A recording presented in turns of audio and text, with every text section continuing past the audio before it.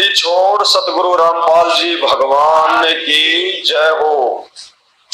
परम पिता परमात्मा, सारी सृष्टि के रचनहार, कुल मालिक, असंख्य ब्रह्मांडों के स्वामी, जगत गुरु, तीनों लोकों में प्रवेश करके सबका पालन पोषण करने वाले राजाधिराज, आत्माधार, नाथों के नाथ, देव के देव महादेव, सर्वेश्वर महेश्वर मृत्युंजय, अजरो अमर, आदि अनादि, सनातनी प्रभु, जगत पिता जगदीश्वर, 1008 की उपाधि के वास्तविक अधिकारी, अकाल मूर्त, शब्द स्वरूपी राम, सर्वगतम ब्रह्म वासुदेव, प्रथम पूज्य, परम संत, परम धनी, परम दयालु, परम पुरुष, सत्य कबीर, हक्का कबीर, अल्लाह अकबर, संत शिरोमणि सतगुरु रामपाल जी परमेश्वर जी के चरण कमल में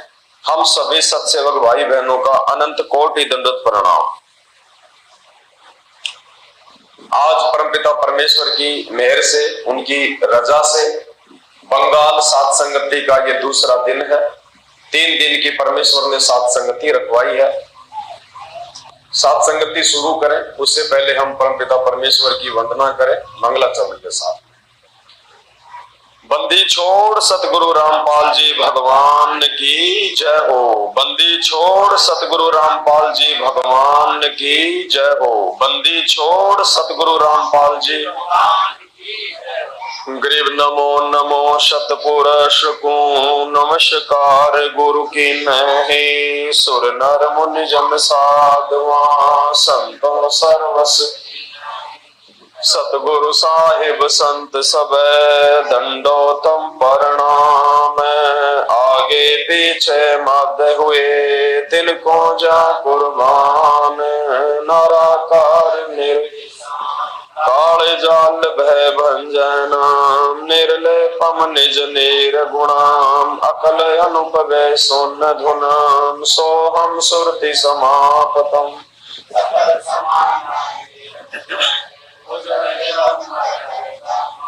बेपरवाह था है वार पार नहीं मध्य तम। ग्रीव जो सुमर सिद्ध होई गणनायक गल करो अनुग्रह सोही। पारस पद परवाना आदि गणेश मनाऊ। गणनायक देवन देवा चरण कमल लो।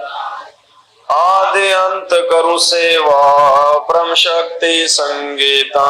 हृदय सिद्धिदाता सोही अविगत गुण है अतीतम। सत्य पुरुष निर जगदम्बा जगदीशा।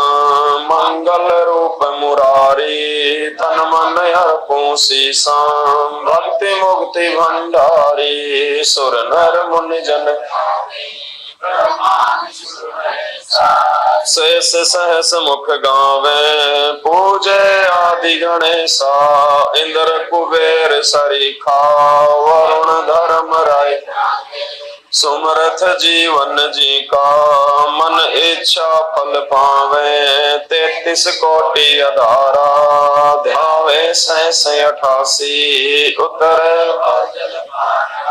कट है यम की फांसी 33 कोटि अधारा ध्यावे 88 उतर भव जल।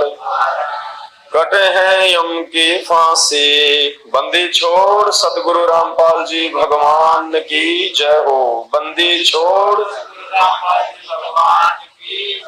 बंदी छोड़ सतगुरु रामपाल जी भगवान की जय हो।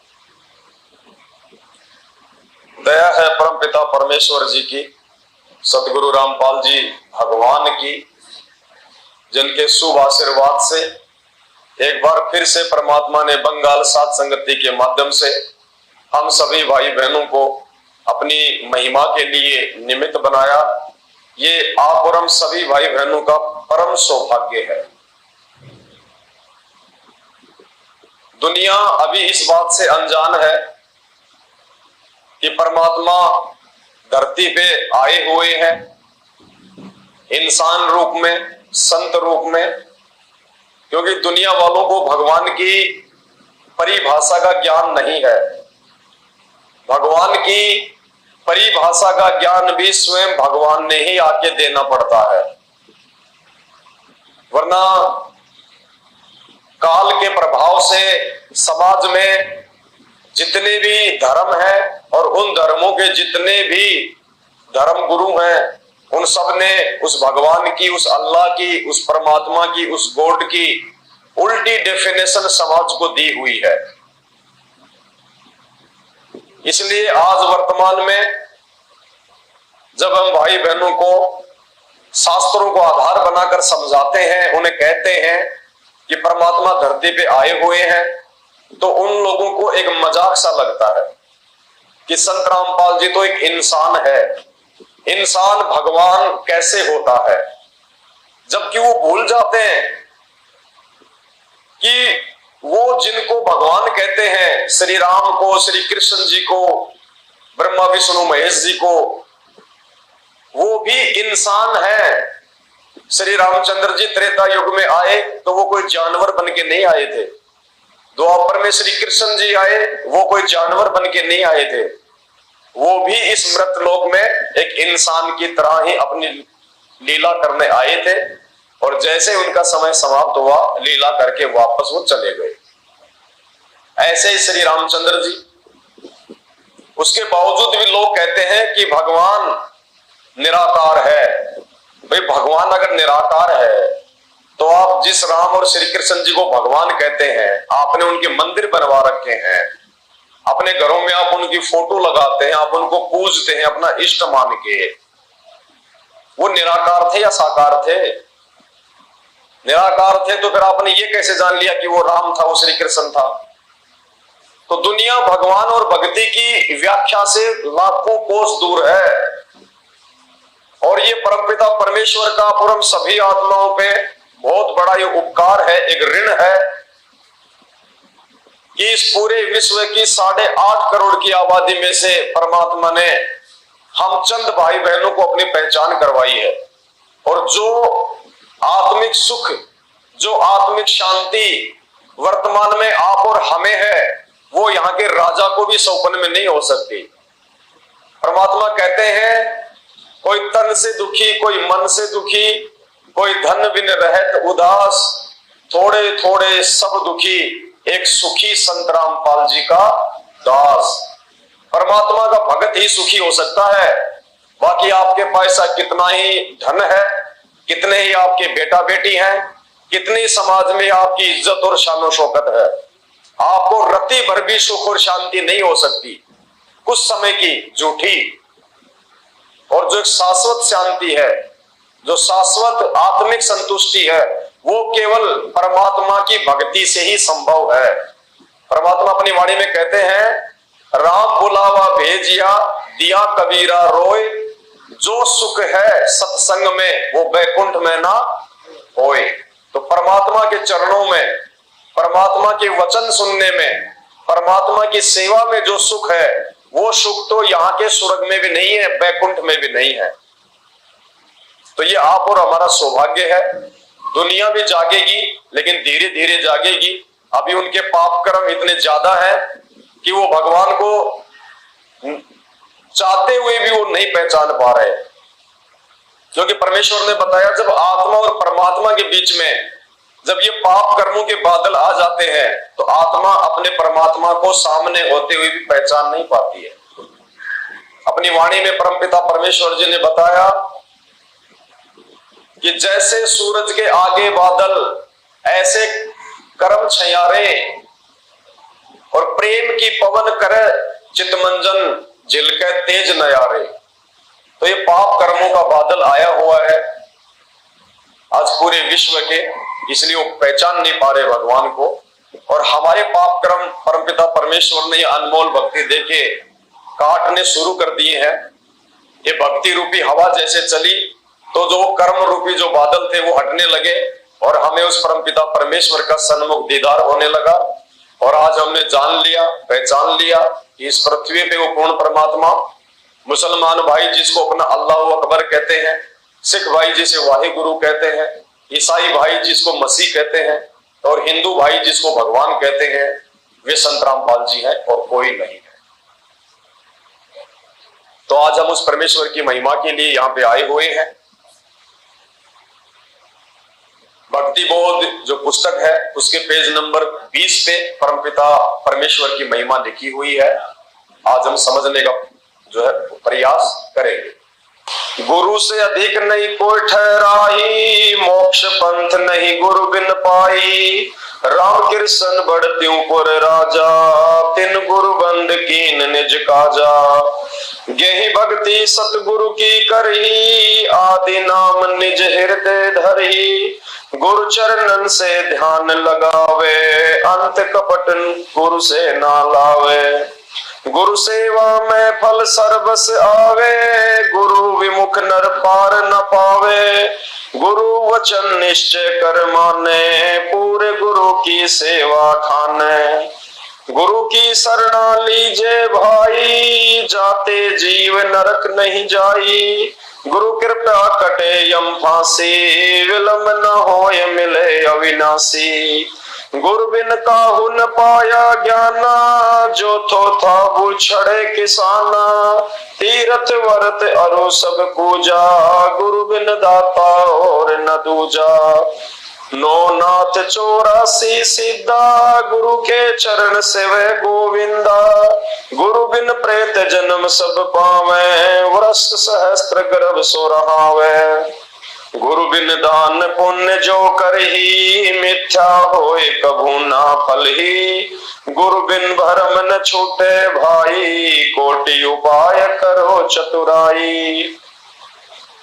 गुरु के मिले कटे दुख पापा, जन्म जन्म के मिटे संतापा। गुरु के चरण सजा चित दीजे, जीवन जन्म सफल कर लीजे। गुरु भगता मम आत्म सोई, वाके हृदय रहूं समोई। 68 तीर्थ ब्रह्म ब्रह्म आवे, सो फल गुरु के चरना पावे। 10वां अंश गुरु को दीजे, जीवन जन्म सफल कर लीजे। गुरु बिन होम यज्ञ नहीं कीजे, गुरु की आज्ञा माही रहीजे। गुरु सुर तरु सुर धेनु समाना, पावे चरण मुक्ति परवाना। तन मन धन अर्प गुरु सेवे, होय गलतान उपदेश लेवे। सतगुरु की गति हृदय धारे, और सकल बकवाद निवारे। गुरु के सन्मुख वचन न कहे, सो शिष्य रहनी गहनी सुख ले हैं। गुरु से शिष्य करे चतुराई, सेवाहीन नरक में जाए। सिसोए सर्वस नहीं वारे, ही कपट मुख प्रीत उचारे। जो जीव कैसे लोक सिंधाई, बिन गुरु मिले मोहे ना पाई। गुरु से करे कपट चतुराई, सो हंसा भंवर में आई। गुरु से कपट शिष्य जो राखे, यमराजा के मुगदग्र चाखे। जो जन गुरु की निंदा करही, सुकर समान गर्भ में पड़ी। गुरु की निंदा सुने जो काना, ताको निश्चय नरक निदाना। अपने मुख निंदा जो करही, परिवार सहित नरक में पड़ही। गुरु को तजे भजे जो आना, तापसवा को फोकट ज्ञाना। गुरु से बैर करे शिष्य जोई, भजन नास बहुत बिगोई। ये परमेश्वर की महिमा है कि एक भगत ने अपने गुरुदेव भगवान को किस प्रकार से लेना चाहिए, कैसे अपने गुरुदेव भगवान के विषय में सोचते समय, कोई चिंतन करते समय, कोई बातचीत करते समय क्या उसके भाव होने चाहिए, और भक्ति मार्ग में अपने गुरु के प्रति कैसी उसकी लगन, उसकी श्रद्धा, उसका समर्पण और उसका भाव होना चाहिए। तब कहीं जाके हमारा सतलोक जाने का नंबर आएगा। तो क्या समझाया है परमपिता परमेश्वर जी ने? गुरु से अधिक ना कोई ठहरा ही, और मोक्ष पंथ नहीं गुरु बिन। इस भक्ति मार्ग में यदि हमारे को सफल होना है, क्योंकि ये पूर्ण परमात्मा का पूर्ण मोक्ष मार्ग है, ये काल भगवान का मार्ग नहीं है, उसके नकली संतों का मार्ग नहीं है, ये पूर्ण परमेश्वर उस कबीर साहिब का मार्ग है, सत्य कबीर का मार्ग है, अल्लाह अकबर का मार्ग है। अब अल्लाह आते ही लोग सोचते हैं कि वो तो मुसलमानों का भगवान है। भगवान ने कोई धर्म नहीं बनाया, भगवान ने कोई जाति नहीं बनाई, भगवान ने कोई जो है मजहब नहीं बनाया। ये सब आप और हमारी सोच का ये परिणाम है। हम आपस में ही एक दूसरे में दोष देख के, एक दूसरे को छोटा बड़ा समझ के, काल प्रेरणा से हम लोग जातियों में बट गए और जो है धर्मों में बट गए। गुरु से अधिक नहीं कोई ठहराई। इस कबीर परमात्मा के सत भक्ति मार्ग में सतगुरु से बढ़ के और दूसरा कोई नहीं होता है, क्योंकि इस मार्ग में जो गुरु होगा वो स्वयं कबीर होगा, दूसरा हो ही नहीं सकता गुरु कोई, क्योंकि वो समर्थ परमात्मा है। काल भगवान ये समर्थ नहीं है, इसमें कुछ एक जो गुण है वो परमात्मा जैसे हैं। हमें लगता है कि ये जो ठंडी ठंडी हवा आ रही है, ये काजू किशमिश आम सेब संतरे के पेड़ हैं, बाग हैं, गेहूं है, जौ है, ज्वार है, मक्का है, ठंडी ठंडी हवा है, सर्दियों में नीचे से गर्म पानी आता है, गर्मियों में वही पानी जो है वो ठंडा हो जाता है। इस भगवान ने देखो हमारे लिए कैसी व्यवस्था कर रखी है, जबकि ये नौकर है भगवान का, जिसको हम भगवान समझ रहे थे आज से पहले अनजाने में। ब्रह्मा विष्णु महेश के पिताजी को, दुर्गा के पति को, ये तो स्वयं उस पूर्ण परमात्मा का नौकर है। 21 ब्रह्मांड उसने भीख में लिए हैं उस पूर्ण परमात्मा सतगुरु रामपाल जी भगवान से, और आज डायरेक्ट वो परमात्मा हमारे सतगुरु के रूप में धरती पे आ गए हैं। ऐसे महान सतगुरु की आप और हम शरण में है। तो कहते हैं इस भक्ति मार्ग में गुरु से बढ़ के और दूसरा कोई नहीं होता।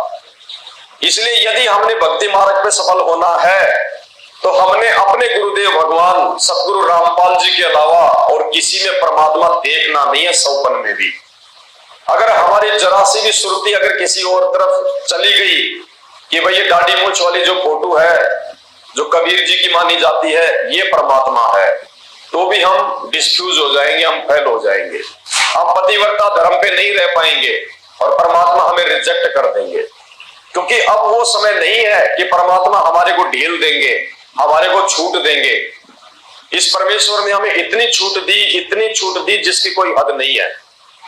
इस भक्ति मार्ग में एक बार सतगुरु से नाम दीक्षा लेने के बाद में शुद्धिकरण का ऑप्शन नहीं है।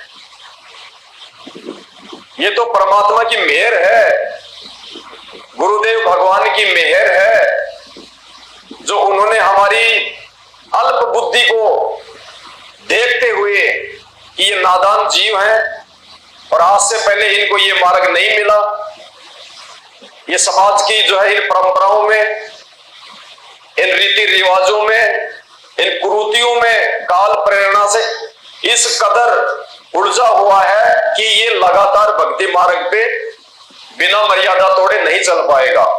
जरूर इससे कोई न कोई मर्यादा जो खंडित होगी, ये गलतियां करेगा।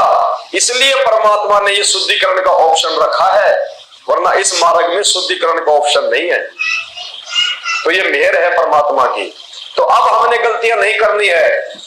आज से पहले जितनी भी हमने गलतियां की परमात्मा ने हमारी माफ की। देखो 6 महीने का बच्चा माँ की गोद में पेशाब कर दे तो वो मार नहीं खाता है। माँ को पता है कि ये नादान है, इसको नहीं पता कि पेशाब कहाँ करना चाहिए। उसको नहला के धुला के नए कपड़े पहना के वापस उसको प्यार करने लग जाएगी, उसको मारेगी नहीं। और वही बच्चा जब 2 साल का हो जाए और जब उसको इस बात का ज्ञान हो जाए कि पेशाब करने की जगह कहाँ है, उसके बाद भी यदि वो माँ की गोद में या बिस्तर में अगर पेशाब करेगा तो वो थप्पड़ खाता है। तो सात संगति से जोड़ के सतगुरु रामपाल जी भगवान ने आप और हमारे को समझदार बच्चा बना दिया। अब हमने वो गलतियां नहीं करनी है जो गलतियां आज से पहले हम करते आए हैं, एक फोटो को भगवान मान के और अपने गुरुदेव को उस कबीर परमात्मा का भेजा हुआ कोई संत मान के। अब हमने ये गलती बिल्कुल भी नहीं करनी है। अगर एक बार ये परमात्मा नाराज हो गया तो इसको मनाने में असंख्यों युग लग जाएंगे। पता नहीं दोबारा कब ये परमात्मा हमें मानव जन्म दे, और मानव जन्म दे भी दिया तो क्या पता उस समय परमात्मा आज की तरह साक्षात गुरुदेव भगवान के रूप में प्रकट हो ना हो, और हो भी गए तो क्या पता हमें उस समय ये सत्संग समझ में आए नहीं आए। जैसे आज जगत वालों को नहीं आ पा रहे, उल्टा उनका विरोध कर रहे, तो वो मानव जन्म लेके भी भगवान हमारे सामने होके भी हम लोग उनका विरोध करके हम लोग पाप ही कमाएंगे। तो जो मौका आज हमें मिला हुआ है ये मौका असंख्य कल्प के बाद, असंख्य कल्पों के बाद ये मौका मिलता है। हमारा मानव जन्म, ऊपर से पूर्ण परमात्मा का सतगुरु रूप में इस धरती पे आगमन, उनके द्वारा हमें अपनी शरण में लेना और अपनी शरण में लेने के बाद में सात संगति से जोड़ना। हमारे खुद के भगत भाई बहन इस परमात्मा से अपरिचित हैं। अभी तक वो लोग एक कागज की फोटो को भगवान मान के पूजते हैं, जो उनके महीने में उसका प्रकट दिवस मनाते हैं। तो देखो उनका दुर्भाग्य, एक ही गुरु के शिष्य और 90% लोग एक कागज की फोटो को भगवान मान रहे हैं, और मात्र 10% ऐसे हैं जो अपने अपने गुरु को भगवान मान रहे हैं। क्योंकि विधान है भक्ति मार्ग का, गुरु को भगवान माने बिना हम इस काल लोक से मुक्त नहीं हो सकते। और संध्या आरती में परमात्मा ने खुल के, अब इससे ज्यादा और क्या कहेंगे परमात्मा, काल के साथ उनका एग्रीमेंट है। खुल के वो नहीं कहेंगे कि मैं संत रामपाल ही पूर्ण परमात्मा हूं, ये कभी नहीं कहेंगे। ये हमने उनके सत्संगों से निकालना पड़ेगा, हमने उनके संकेतों को समझना पड़ेगा। शब्द सैन सतगुरु की पहचान है, वो पावे अटल सुहाग रे। वही आत्मा उस अटल परमात्मा को, अटल सुहाग अविनाशी परमात्मा जो कभी नहीं मरता, उसको प्राप्त कर सकती है। पूर्ण आत्मा जो अपने गुरुदेव भगवान के सत्संगों में किए गए संकेतों को समझ के भक्ति पे आगे बढ़ेगा। तो संध्या आरती में तो भगवान ने स्पष्ट कह दिया कि गुरु कौन है। मेरे गुरुदेव भगवान दियो काट काल की, गुरुदेव भगवान कह दिया। अब इससे ज्यादा क्या समझाएंगे परमात्मा हमें। तो इस भक्ति मार्ग में गुरु से बढ़ के दूसरा एक भगत के लिए कोई नहीं होता है। अगर किसी ने अपने गुरु जी के अलावा किसी और में परमात्मा देखने का प्रयास किया, उसी समय वो पतिव्रता धर्म से नीचे गिर जाएगा और परमात्मा समात्मा को रिजेक्ट कर देगा। तो ये धोखा हमने बिल्कुल भी नहीं खाना है। गुरु से अधिक नहीं कोई ठहरा ही और मोक्ष पंथ नहीं। जब गुरु के बिना मोक्ष मार्ग नहीं मिलेगा तो फिर भगवान की आवश्यकता क्या हमारे को। अगर कोई और भगवान भी आ जाए और मोक्ष हमारा इस वाणी के अनुसार हमारे गुरुदेव भगवान से होना है। गुरु से अधिक नहीं कोई ठहरा ही और मोक्ष पंथ नहीं गुरु बिन पाई। और हमें तो मोक्ष चाहिए, और मोक्ष जब हमारे गुरुदेव भगवान से होना है तो चाहे कोई भगवान भी आके क्यों ना खड़ा हो जाए कि मैं सतलोक का राजा हूं, भाई आप सतलोक के राजा होंगे, लेकिन फिलहाल हमारे लिए नहीं है। हमारे लिए तो हमारे गुरु जी ही राजा है, वो ही शहंशाह है, वो ही भगवान है हमारे। इतनी दृढ़ता जब तक हमारे अंदर नहीं आएगी हम सतलोक जाने के काबिल नहीं हो पाएंगे। बाकी तो मालिक ने बता दिया, साहिब हकना राक्षसी जब मांगो तब दे। जैसी भक्ति दान पुण्य आप करोगे परमात्मा यही आपको देता रहेगा, मानव जन्म देता रहेगा, देव महादेव बना देगा, चक्रवर्ती राजा बना देगा। फिर क्या फायदा, फिर वापस आना पड़ेगा इसी स्थिति में। इस स्थिति में आए बिना, इस कलयुग की पिछली पीढ़ी में आए बिना भगवान समझ में नहीं आता। राम कृष्ण बड़त्युपुर राजा, तिन गुरु बंद कीन निज काजा। बिना गुरु के किसी का मोक्ष हुआ ही नहीं, ना हो सकता।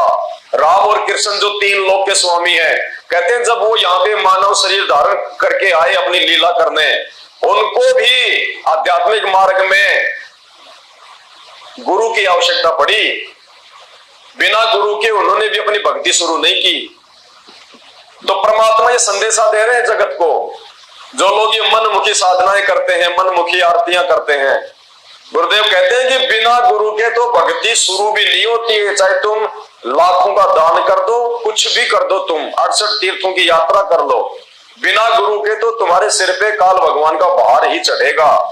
जब राम और श्री कृष्ण जी जिनको हम भगवान मानते हैं, वो तीन लोक के भगवान है, जब उन्होंने भी यहाँ आके और गुरु बनाए तो हमारी क्या औकात है। हम तो उनके आगे 0/0 हैं कि हम बिना गुरु बनाए यहां से मुक्ति प्राप्त कर जाएं।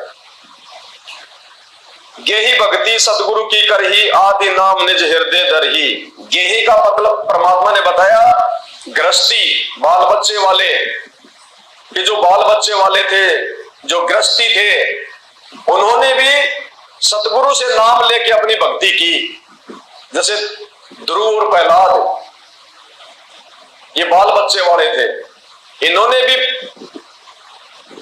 एक परिवार था इनका, उसके बावजूद भी इन्होंने अपने गुरु बनाए और इन्होंने भक्ति की और इन्होंने अपने स्तर की मुक्ति जो है वो प्राप्त की। यानी परमात्मा ये कहना चाह रहे हैं, समाज में जो नकली धर्म गुरुओं ने जो पाखंड सा एक फैलाया हुआ था कि भाई उस परमात्मा की प्राप्ति तो केवल ब्रह्मचारी रह के ही हो सकती है, जो गृहस्थी होते हैं वो भक्ति नहीं कर सकते, वो परमात्मा प्राप्त नहीं कर सकते। जबकि दान वो गृहस्थी से लिया करते थे, रोटियां वो गृहस्थियों के आगे आके हाथ फैलाया करते थे, और फिर भी कहते थे कि भाई जो है गृहस्थी मुक्ति प्राप्त नहीं कर सकते। तो परमात्मा ने बताया कि गेही भक्ति सतगुरु की करही, आदि नाम निज हृदय धरही। गुरु ने, प्रहलाद ने, सुदामा जी ने, ये तो सब बाल बच्चे वाले थे, इनका तो परिवार था, इन्होंने भी उस परमात्मा से नाम दीक्षा ली, गुरु बनाया, और ये भी जहां तक कि उन्होंने भक्ति की, जहां तक कि उनके गुरु थे वहां तक इन्होंने मोक्ष प्राप्त किया। गुरु चरणन से ध्यान लगावे, अंत कपट गुरु से ना। गुरु जी के साथ में कभी धोखाधड़ी नहीं। कौन सी धोखाधड़ी? यानी गुरु जी के आगे तो हम हाँ भर ले हर बात की, बिल्कुल गुरु जी जैसा आप कहोगे वैसा ही, आपके अलावा गुरु जी हमारा कोई नहीं है।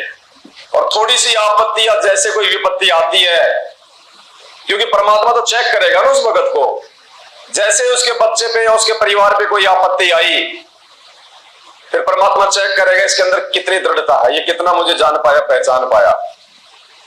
तो काफी तो ऐसे होते हैं, भाई वहां पे वो झाड़ा लगा रहा है, तू वहां कर ले, देख तूने नाम ले रखा, तूने इतना दान कर दिया, फिर भी ये तेरे घर में संकट आ गया, जबकि तू कहता है कि हमारे गुरुजी तो भगवान है, ऐसा हो ही नहीं सकता। अरे कुछ नहीं रखा तुम्हारे गुरुजी के पास में, कुछ नहीं है, चलो वहां पे वो बाबा जी है, वो जाते ठीक कर देता है। तो वो कमजोर आत्मा फिर उसके चक्कर में आ जाती है, अपना वो सारा भक्ति का सत्यानाश। तो ये होता है अपने गुरुजी के साथ में धोखा करना।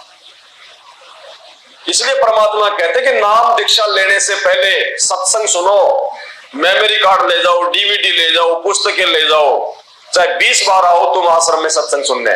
जब तुम ज्ञान से दृढ़ हो जाओ, तुम्हारी आत्मा स्वीकार कर ले कि धरती पे संत रामपाल जी से बढ़ के कोई संत नहीं है, उसके बाद में नाम दीक्षा लो। एक बार नाम दीक्षा लेने के बाद में अपने गुरुजी के प्रति अगर मन में जरा सा भी दोष आ गया, वो आत्मा अपने परमात्मा को जो है वो प्राप्त नहीं कर सकता। गुरु चरणन से ध्यान लगावे, अंत कपट गुरु से ना लावे। गुरु जी से नाम भी ले लिया, भक्ति भी कर रहा है, और फिर दूसरे साधु संतों में भी जो है अपनी आस्था करता है, या दूसरे देवी देवताओं को भी मौका लगते चोरी छिपे जो है वो पूज लेता है, तो वो होता है अपने गुरुदेव भगवान से धोखा करना। परमात्मा कहते हैं 100 वर्ष सतगुरु की पूजा और एक दिन आन उपासी, वो अपराधी आत्मा फिर पड़े काल की फांसी। तो हमने ये गलतियां नहीं करनी, नित्य नियम भगवान ने हमें इसीलिए बना के दिया है, और रोज पढ़ने के लिए इसीलिए आदेश दिया हमारे को कि तुम ये गलतियां ना करना। नाम दीक्षा लेने के बाद में काल तुमसे गलतियां करवाएगा, तुम्हारे यार दोस्तों के माध्यम से, तुम्हारे रिश्तेदारों के माध्यम से, जहां भी उसकी दाल गलेगी उन लोगों के माध्यम से वो तेरे ऊपर ये प्रेशर डलवाएगा। तो नित्य नियम रोज करने का फायदा यही है कि हम इन वाणियों पे ध्यान दें कि हमसे ऐसी कोई जो है वो त्रुटि ना हो जाए जिससे हमारे गुरुदेव भगवान नाराज हो। गुरु सेवा में फल सर्वस आवे, गुरु विमुख नर पार न पावे। गुरु जी की सेवा में सारे फल मिल जाएंगे, 68 तीर्थों के, यात्राओं के, कावड़ के, पैदल यात्रा के, दान पुण्य के, हर प्रकार के, क्योंकि पूर्ण परमात्मा है। इनके चरणों में मुक्ति है, इनके चरणों में सेवा है, इनके चरणों में सब कुछ है। कामधेनु भी यही है, सुरतरु भी यही है। भोग की आरती में नहीं पढ़ते हम, तुम्ही मेरे नादम, तुम्ही मेरे वेदम, तुम्ही मेरी लक्ष्मी, तुम्ही मेरी गौरा, तुम्ही मेरी सावित्री, तुम्ही मेरे गणेश, तुम्ही मेरे ब्रह्मा, तुम्ही मेरे विष्णु। अर्थात हे गुरुदेव भगवान, जो लाभ यहाँ के ब्रह्मा विष्णु महेश, देवी देवता, शंकर महादेव, पार्वती, साधु संत जो लाभ ये दे सकते हैं हे गुरुदेव, वो सारे लाभ हमें आपके जो है चरणों से मिल गए। नाम लेते हमारे को सारे लाभ जो है वो प्राप्त हो गए, क्योंकि परमात्मा कहते हैं गुरु समान दाता नहीं। गुरु के समान कोई देने वाला नहीं है, दाता नहीं है। गुरु समान दाता नहीं, और याचक शिष्य समान, और 3 लोक की संपदा सो गुरु देने दान। गुरु के समान कोई दातार नहीं, और उस भगत के समान कोई याचक नहीं, कोई समझदार नहीं जिसने ऐसे महान सतगुरु से वो नाम दीक्षा ले ली। वो 3 लोक की संपत्ति, क्योंकि इस नाम से बढ़ के ये 3 लोक नहीं बताए परमात्मा ने। सतनाम पालड़े रंग होरी हो, 14 लोक ना तुलावे राम रंग, और 3 लोक पासिंग धरे राम रंग। तो इतनी बड़ी संपदा है ये, एक नाम की कीमत बताई गुरुदेव भगवान ने। जब तुम मर्यादा में रहते हुए एक नाम का जाप करते हो तो कहते हैं यहाँ के 3 लोग भी उसके आगे फीके हैं। तो बताओ, इतना महान सतगुरु, इतना बड़ा दातार कोई दे सकता है भीख में? कोई लखपति, कोई अरबपति भी नहीं दे सकता। और इस भगवान ने आके इतनी बड़ी भीख दे दी, इसके समान दातार भी कोई सृष्टि में नहीं है। इसलिए कहते हैं गुरु सेवा में फल सर्वस आवे। हम जिन जिन भोगों की, जिन जिन सुखों की हम कामना कर सकते हैं, वो सारे सुख, वो सारे भोग हमारे को हमारे गुरुदेव भगवान की सेवा करते हुए, उनकी भक्ति करते हुए उनके चरणों में ही प्राप्त होंगे। अन्यथा इस पूरे ब्रह्मांड में कोई भी हमें नहीं दे सकता।